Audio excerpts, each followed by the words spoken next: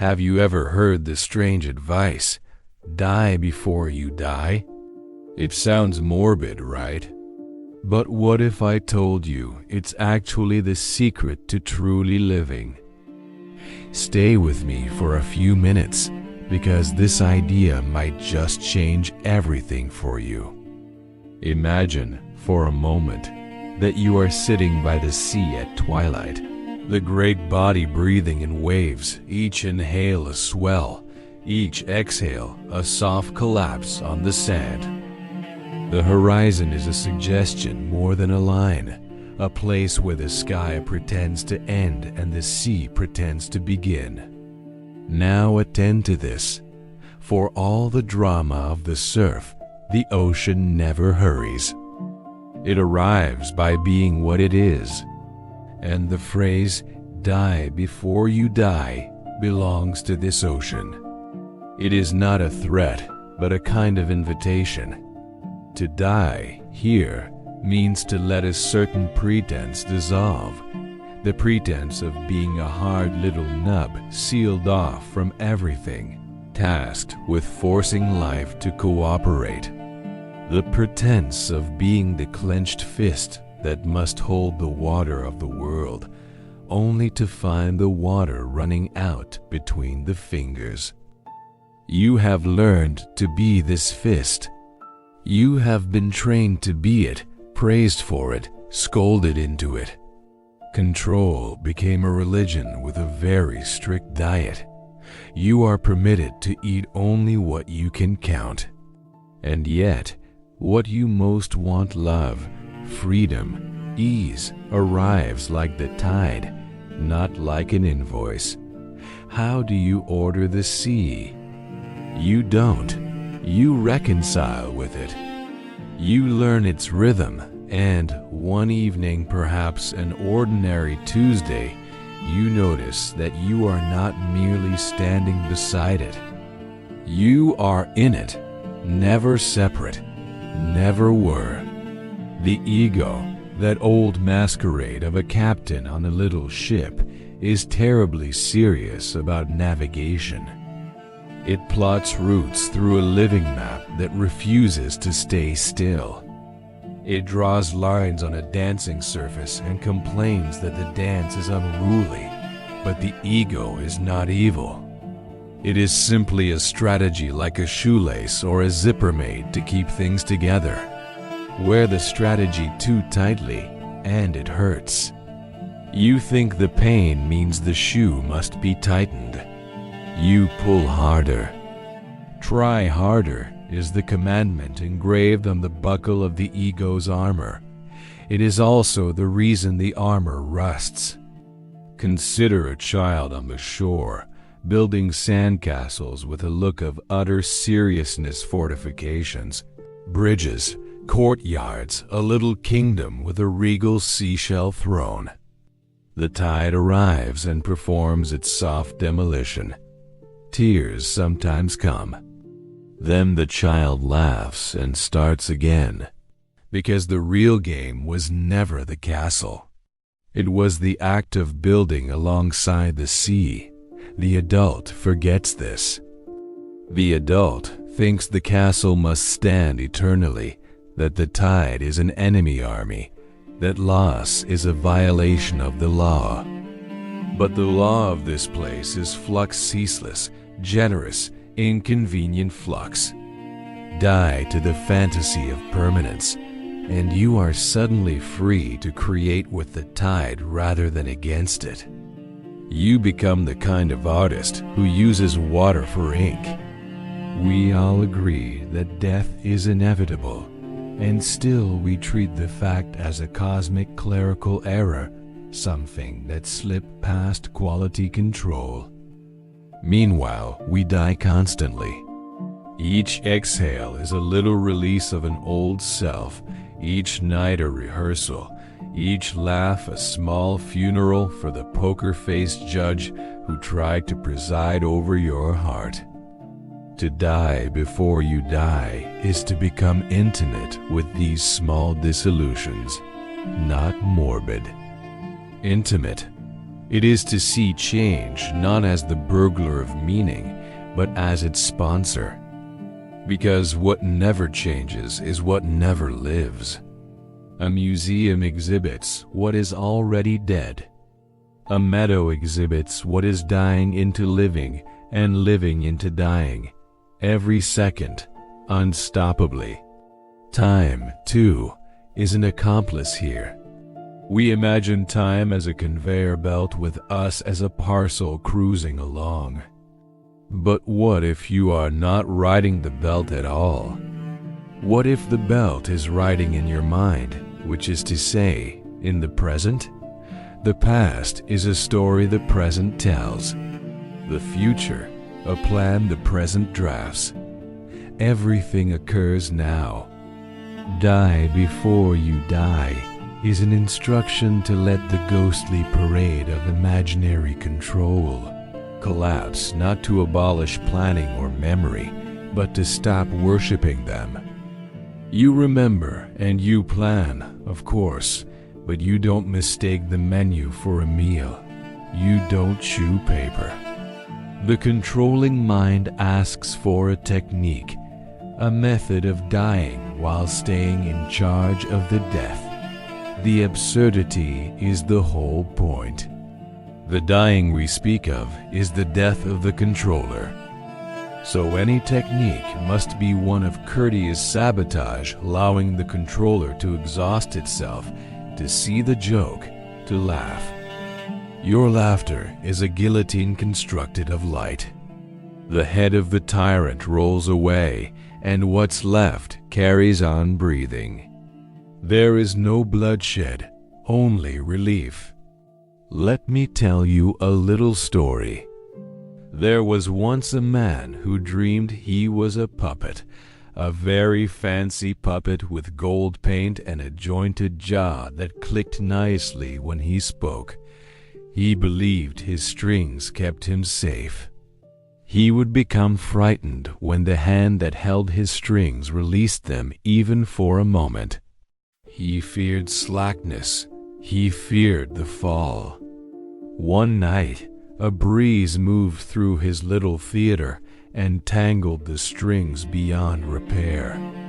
In the morning, he could not move the old way. He felt his chin heavy and awful, his limbs dull. I am lost, he thought, until he noticed that when he leaned forward, he did not collapse. When he lifted a foot, he did not need a string to raise it. He took one tentative step, then another, then he ran. The strings had never moved him.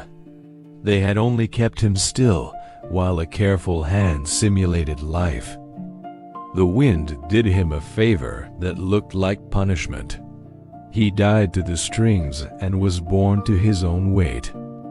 Die before you die is the wind. And when you ask, what will remain of me if I die to the one who is in charge? Listen to the surf. What remains when a wave collapses on the shore?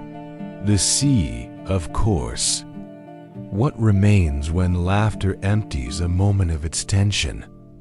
A roomy ease.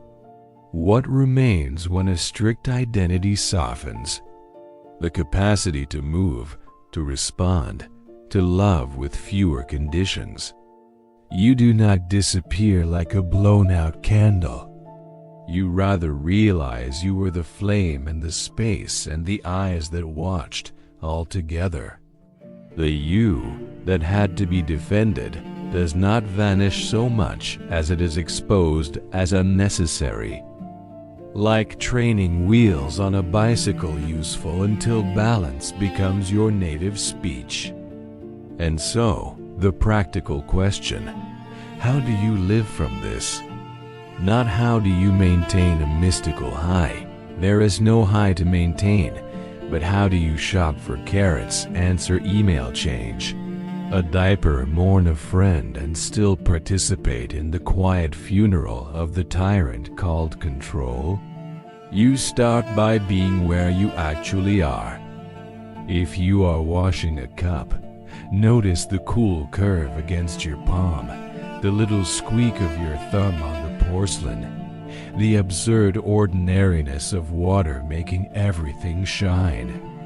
The mind will produce its familiar headlines, "I should be somewhere else." This is too slow. Life is passing me by, and you grant these headlines the polite attention you'd give a radio in another room. You don't smash the radio. You simply understand it is not the room. In conversations, experiment with letting silence have the same citizenship as sound. Let the other person's words finish settling before you respond. Notice how much of what you call listening is actually quite the opposite, waiting to talk. Let this habit die a small death. Watch what is born in its absence: curiosity, actual hearing, a kind of play. We are all improvising all the time. The score of life is more like jazz than marching band. To die before you die is to stop insisting on the uniform and accept that a saxophone will screech, a piano will stumble, a drummer will drop a stick, and it will be magnificent because of it, not despite it.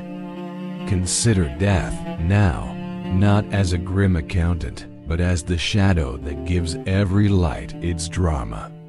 A painting without shadows is flat. A life without endings would be tedious beyond measure. We mythologize immortality as a reward for being good. But imagine actually getting what you think you want, an everlasting Tuesday with no goodbyes. Where would you put your gratitude? Where would you find your urgency to whisper, "I love you," into the passing window, to risk embarrassment for the chance to be true? No, endings give flavor. The saltiness of life is in its briefness. And so, die before you die is an artistry of savoring. It asks you to let small deaths sprinkle your days like seasoning. The death of the perfect plan when dinner burns. The death of your role as the teacher when your child teaches you. The death of the morning's anxiety when the afternoon sky breaks open and rain launders the air. These micro-funerals do not put you in a black suit. They put you in the nakedness we reserve for lovers.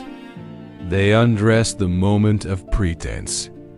You meet things as they are, not as you've rehearsed them to be. The ego resists this undressing because it mistrusts chaos. But chaos, when inspected, is mostly our word for patterns we haven't learned to dance with. The ocean again. Stormy weather is not the ocean malfunctioning. It is the ocean doing more ocean. Likewise, a mind throbbing with thoughts is not broken. It is minding. You can be friendly with this. You can learn a soft skillfulness like a sailor who respects a squall. Shorten sail, keep a hand on the tiller, take the wave at an angle. Panic capsizes. Presence learns the weight of the boat. Let me offer another image. Think of your identity as a manuscript you've been editing since childhood. A pretty decent draft, full of recurring characters, recurring plots, triumphs and betrayals, ambitions, injuries that refuse to heal because they've become part of the plot. Now imagine placing the manuscript on the desk and opening the window. Wind sneaks in and lifts the pages into a scattered dance. The editor panics. The writer smiles. "Ah," says the writer, "now I remember why I started. The story was never meant to be bound so tightly that the margins cut your fingers." Die before you die is the moment you let the draft breathe and discover that the wind is co-author. How does this touch love? Love, under the dominion of control, becomes a transaction. I give you attention, you give me predictability. But love as an alive thing, free from the strict accountant, thrives on the asymmetric, the unplanned. The I didn't know I could feel this much. To die before you die is to accept that you cannot own another person's heart, and you wouldn't want to, because ownership suffocates the very mystery that seduced you. Lovers are not property lines, they are weather patterns you travel within. This is not insecure, it is tender. Tenderness is strong without armor. Grief also changes in this light. When someone you cherish dies, the mind asks for a schema that will make pain tidy. There isn't one. The tide moves in bewildering ways. It comes for you in supermarkets and in the shower and in those half-dreams shortly before dawn. If you let the zookeeper of control attempt to cage grief, it will pace itself to madness. If you die to the zookeeper, grief becomes a teacher with a voice like the sea, sometimes whispering, sometimes roaring, always telling you the same single secret: you love them. That is why this hurts. Let the pain be clean. Let it wash the stones of you. Notice the shine. You may suspect that all this is licensed passivity, an invitation to drift and call it wisdom. That suspicion is the ego's cunning.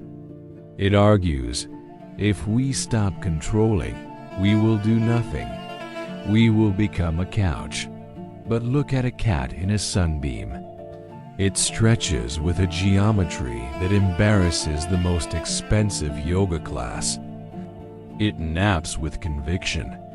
When a bird crosses the courtyard, the cat becomes arrow, motion answering motion without a memo from headquarters. Ease is not laziness. Ease is friction with what isn't real removed. Die to pretense. Live as responsiveness. Work, too, can proceed from this ease. The paradox: the less you clutch at outcomes, the more precisely your hands can do their work. A surgeon who fixates on glory shakes. A surgeon who becomes the gesture, breath, and blade in steady light performs miracles she will never fully own. A carpenter who argues with wood splinters his thumb. A carpenter who listens to the grain builds a table that seems to have grown there overnight. You can be such a worker. Skill remains. Training remains. But the anxious accountant sitting on your shoulder is asked politely to take the day off and watch from the garden. There will be days you forget. Perfect. Forgetting is part of remembering's rhythm. You will feel again the hush fall over you, the hush that says, let go. And then you will clutch again, because you are human, which is to say, theatrical. You were born to try on masks and give them names and cry when they crack. And each time you cry, you die a little to the one who must never crack. The tears are the ocean calling you by your true name. Come back, they say. Come back to nothing in particular, which is exactly where everything is. A word about fear. Fear believes it guards life. But fear tends to guard the wrong thing, the image of life rather than life itself. The image can't be touched. Life can be. The image can't be hurt. Life must be. If you take fear's counsel entirely, you will be embalmed while still upright. You will commission a mausoleum called Me at My Best and move in before the ribbon cutting. Die Before You Die refuses this architecture. It moves your furniture out into the weather. It lets the couch get rained on. And then miracle, the couch remains a couch and the rain remains rain. And you discover that the sky has been trying to enter your living room for years. Now, let's turn the light more intimately on the present moment. Sit or stand, no need for ceremony. Feel the attire of the body from the inside, the collar around the neck, the waistband's admission that you had lunch, the solace communicating with the ground. Notice how awareness does not have edges, not really. It is like a lantern casting glow in all directions, no spotlight hunting down a villain. Thoughts pass by, some wearing boots, some barefoot. You don't have to usher them out. They are not intruders. They are weather. And you are the sky that notices, the noticing that notices. Where is this noticing located? In the head? In the chest? Try to pin it down, and it slips into a smile. Now, breathe though you were doing so already. Let the breath show you how to do dying. Each exhale is a little relinquishment, an emptying without argument. The inhale is love's reply. Notice how the body knows what to do when you stop dictating essays to it. This is not a trick. It is a reintroduction. Ah, you say, we've been together all along. Bring to mind something you've been straining to control. A relationship jogging ahead of your comfort. A career that refuses to organize itself into a neat ladder. A body that does not obey your preferred myth of youth. Take this object of control and hold it as you would a lit candle. If you close your fist around the flame, you lose it and burn yourself. If you hold it too far away, you lose its warmth. The art is a cupped palm, care without confiscation. The candle is alive because the air moves through it. The moment you stop the air to protect the flame, it dies.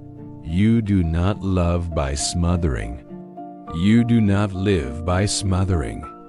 You stop smothering by dying to the smotherer. There is a playfulness in this that is often missed. The ego is such a straight-faced clerk that it assumes wisdom must frown, but reality loves a giggle. A perfect example is your own laugh, how it breaks through your edit of yourself. No one is dignified while laughing, thank goodness.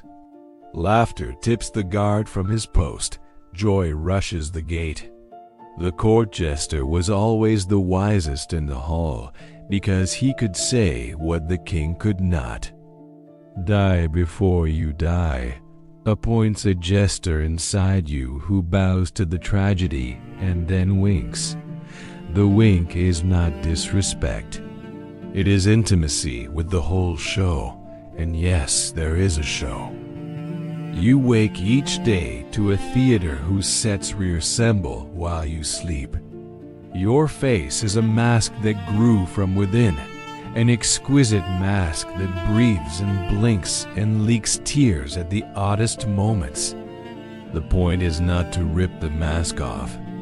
You'd remove your face with it. The point is to know you are masked and to relax into the role without believing you are only the role. When the scene changes, bow.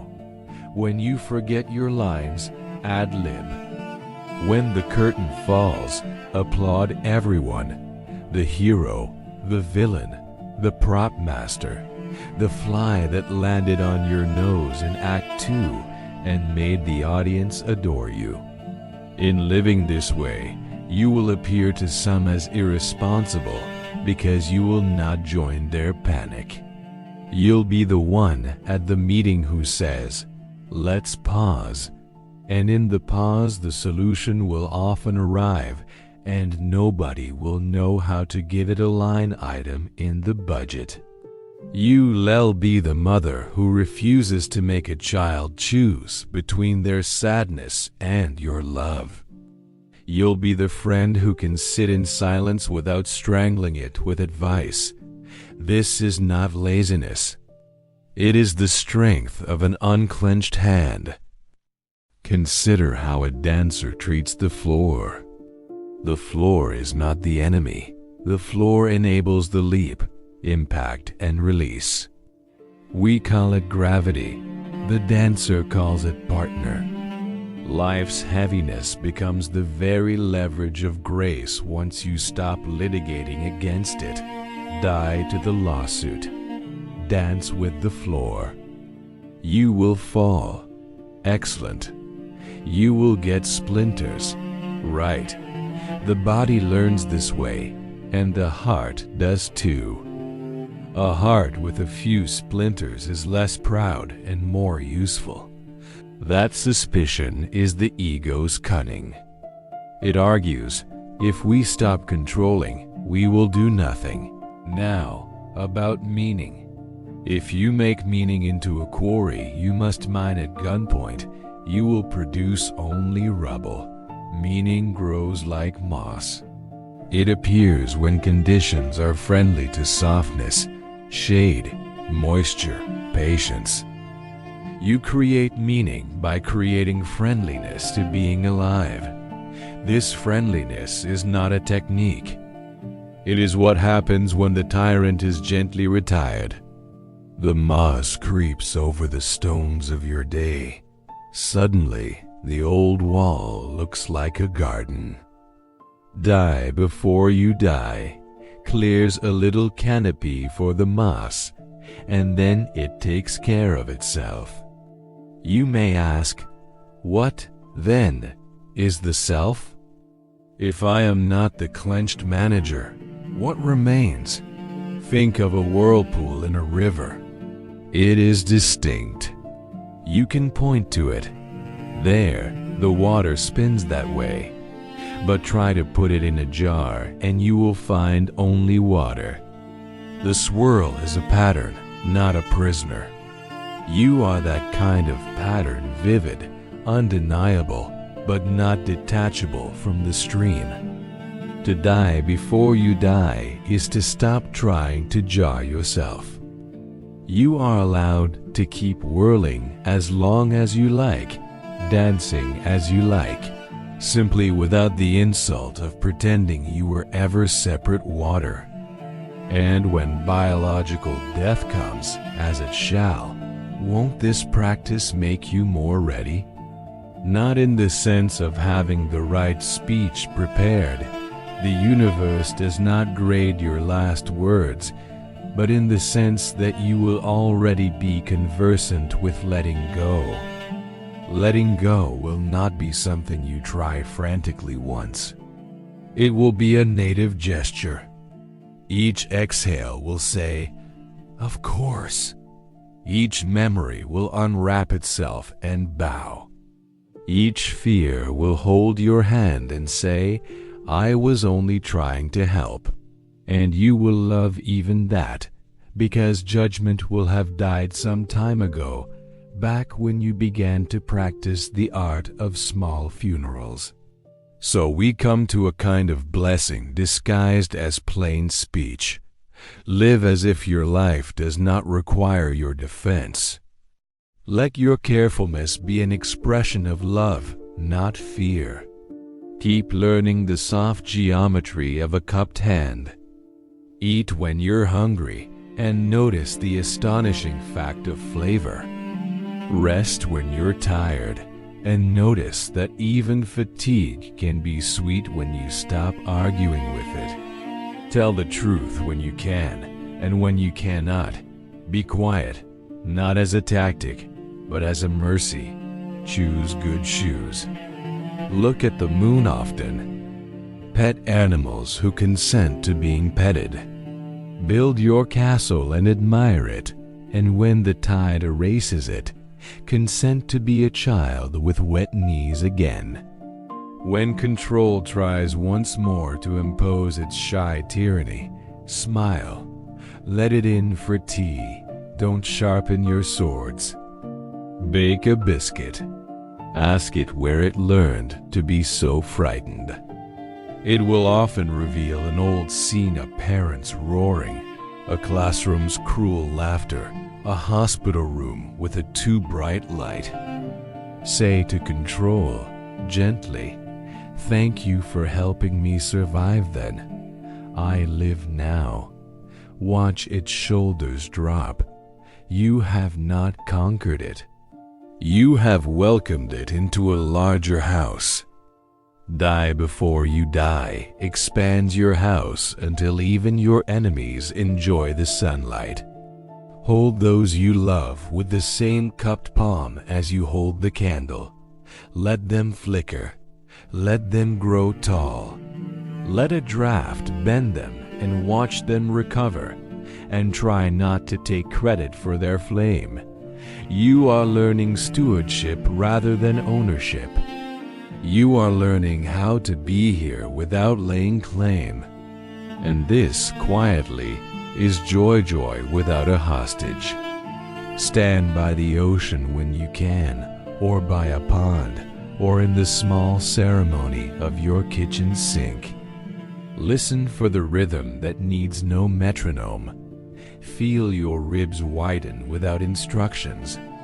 Close your eyes, not to escape the world, but to notice how the world keeps arriving in the darkness. When you open them again, let color happen to you. Let the ordinary be upgraded by attention to the status of miracle. In the end, which is just another name for now, you do not really need a philosophy. You need intimacy with the living fact. Die before you die is a phrase pointing at that intimacy, the way a finger points at the moon. Don't adore the finger. Look, and then perhaps laugh, for the joke will have been on the watcher. The watcher, the watched, the watching one, seamless ocean behaving in the shape of a day, a person, a story, a cup, a line of verse that refuses to finish and then does. And so I will leave you here, not because you need to be left, but because the sentence wants a period, the way the tide wants a pause. Breathe. Feel the body quietly practicing the art you sought to learn. Let the old controller have his little retirement party, cake and all, and watch how he blushes when everyone applauds, and he realizes nobody is angry, he's leaving. Turn your face toward the open window. Let what is outside come in, and what is inside go out. Don't manage that. Just notice. Die before you die, and life finally begin.